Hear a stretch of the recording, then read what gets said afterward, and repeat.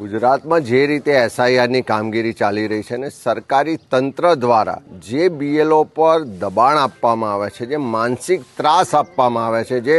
પરિસ્થિતિનું નિર્માણ થયું છે, ખૂબ જ દુઃખદ છે કે સરકારી માનસિક દબાણને ત્રાસને કારણે તાપીમાં બીએલએનું હાર્ટ એટેકથી મૃત્યુ થયું, ખેડામાં અમદાવાદમાં પણ બીએલએનું મૃત્યુ થયું અને દુઃખની વાત તો છે કે ગીર સોમનાથ જિલ્લામાં કોડીનારમાં એક બીએલએ શિક્ષકે પોતાની સુસાઇડ નોટમાં લખવું પડ્યું, પોતાની પત્નીને બાળક પાસે માફી માગતા લખ્યું કે આ માનસિક ત્રાસ હવે હું વધારે સહન કરી શકું એમ નથી, આ બીએલઓ તરીકેની કામગીરી વધારે થઈ શકે એમ નથી અને એટલા માટે હું મારી જિંદગી ટૂંકાવું છું. ત્યારે સરકારી તંત્ર જે આ માનસિક ત્રાસ આપે છે, જે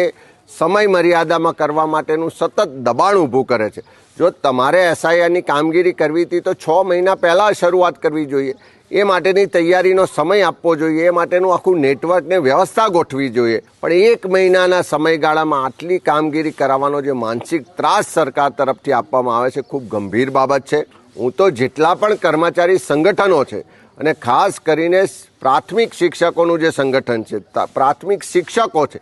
એમને કહેવા માગું છું કે તમને શૈક્ષણિક કાર્ય સિવાય જે વધારાના કામો સોંપવાના છે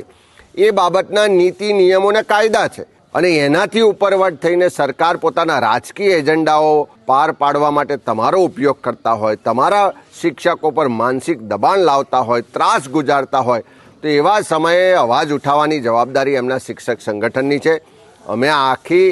આ દુઃખદ ઘટનાને ખાસ ગંભીર રીતે લઈએ છીએ.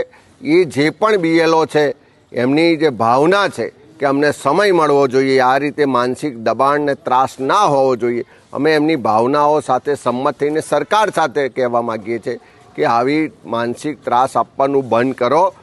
આટલા ટૂંકા ગાળામાં આટલા બધા બીએલઓના મૃત્યુ થયા અને એના માટે એકમાત્ર કોઈ જવાબદાર હોય તો આ સરકારી તંત્ર જવાબદાર છે.